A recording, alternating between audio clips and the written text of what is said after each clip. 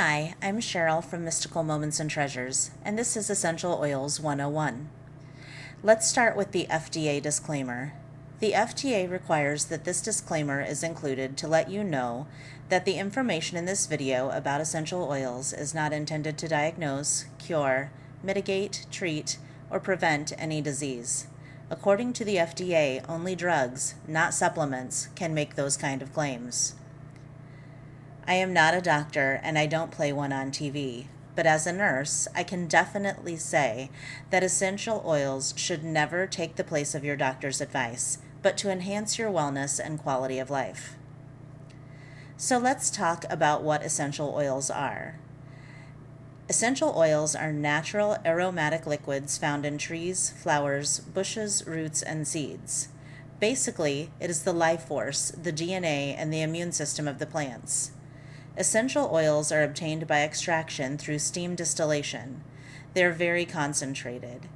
It takes 75 lemons to make one 15 milliliter bottle of essential oils. And if you're talking about roses, it takes 30,000 roses to produce a 15 milliliter bottle. So a little history on essential oils. In 3500 BC in Mesopotamia, the first distillation process was used to make essential oils that were used for perfumes, rituals, medicine, and embalming. In 3000 BC in China, Shang Nung published a book with over 300 botanicals and their uses. In 1500 BC in Egypt, Eber's papyrus, a medical script, was written on papyrus scrolls, which contained recipes using essential oils. In 30 BC in Rome, they used essential oils in bathhouses and temples to ward off disease. The Bible contains over 1,000 references to herbs and essential oils. Today, in France, Germany, and England, it is common for doctors to offer a choice between medication and essential oils for treatment. There are 3 ways to use essential oils. You can diffuse them, which is an inhalation method. There's a topical application, or you can digest it, which is taking it internally. So, if you look at the picture, scent travels through your nose to the limbic system in the center of your brain, where it is processed and releases neurochemicals that can give you feelings of relaxation, stimulation, focus, or calm, depending on the essential oil being used. Have you ever smelled something and it took you back in time to a specific memory? That's because the sense of smell is directly connected to the amygdala and hippocampus, which is strongly connected to emotion and memory. That's also why smells can bring up emotions as well. Think back to your favorite meal growing up. For me, my mom is an amazing cook, and the smell of fried bread will always make me think of my mom, and hence, love. What is diffusing exactly? It's a way to distribute the oil molecules into the air to maximize the beneficial properties of the oils. Benefits of diffusing would be that it reduces the amount of chemicals, bacteria, fungus, and mold in the air. They can help eliminate odors as well as the Febreze that you buy at the market. They can improve concentration and focus, and they can support a calming atmosphere. Essential oils can also help to create spiritual, physical, and emotional harmony. This spring, I started diffusing a few of my favorite essential oils, peppermint, lavender, and lemon, at night to help promote relaxation and support my respiratory system during the spring and fall. This year is the first year that my allergy medication has been enough to keep me out of sinus infections, with the added support to my respiratory system from the oils.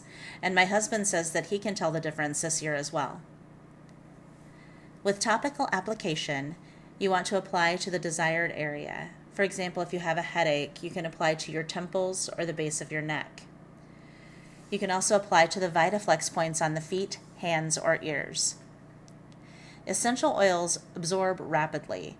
It takes 2 to 3 seconds for an oil to reach the bloodstream, and only 20 minutes to affect every cell in the body. Oil helps with stability and well-being, and just like the Tin Man, a little dab will do ya. So let's talk about safety. When applying essential oils to your skin, you want to start low and go slow. That means start with a low number of drops and something that you're making to put on your skin or to put in your bath and see how it works and how it makes you feel. If you don't get the benefit you are expecting, you can slowly increase. If you're working with a quality, pure essential oil, 1 to 2 drops is usually enough. You want to avoid contacts with the eyes. You want to try to do a patch test to check for skin irritation.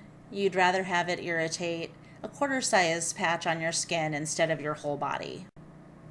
With citrus oils, they should be applied where the sun doesn't shine because it causes photosensitivity. You can also apply it 12 hours prior to going in the sun. Read your label. Your label will be your best friend. It will tell you the ways that you can use your oils. So the label should tell you if it's just for aromatherapy use or diffusion. It should tell you if it's okay to use topically, and it should always say if it's okay to ingest. It will also tell you the dilution ratios most of the time. If not, check a quick reference guide. But for me, that would be a red flag if it didn't come with usage information. Never use near flames. It is an oil and extremely flammable. You want to keep out of the reach of children and pets, as essential oils are very potent.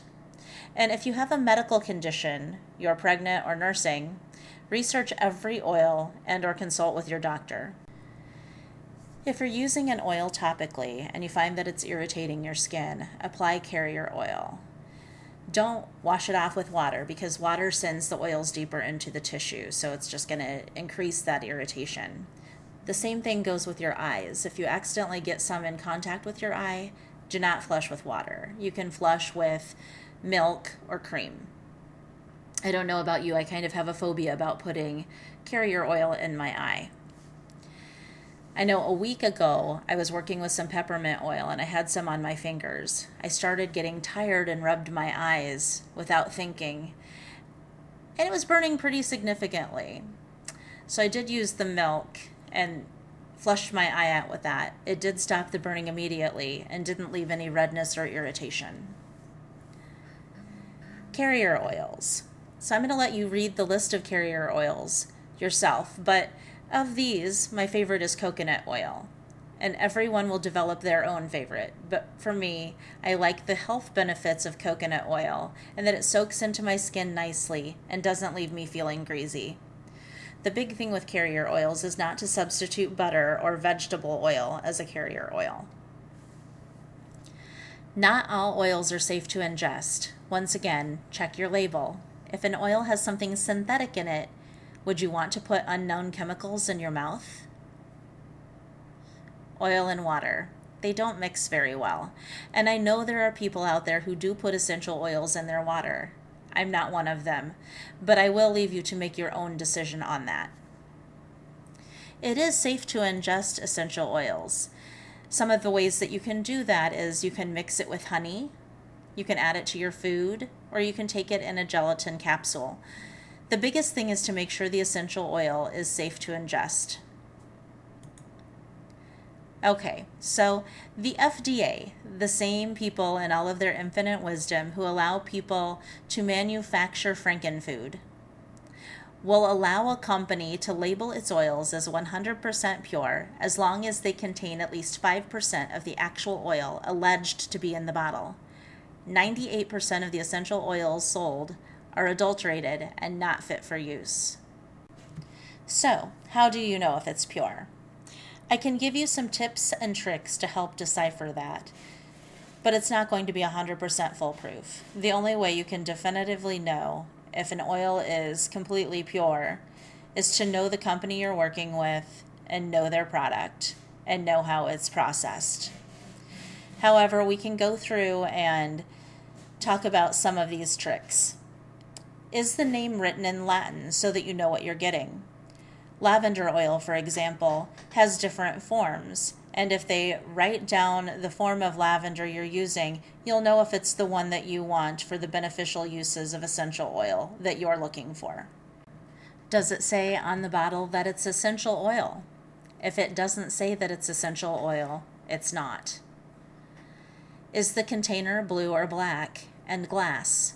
It should be to prevent the oils from breaking down in the light. Is it a comparable price to other brands? It should be. Cost does matter. Does it smell like chemicals were added in? If you think that you smell chemical compounds, then you probably do, and they probably were.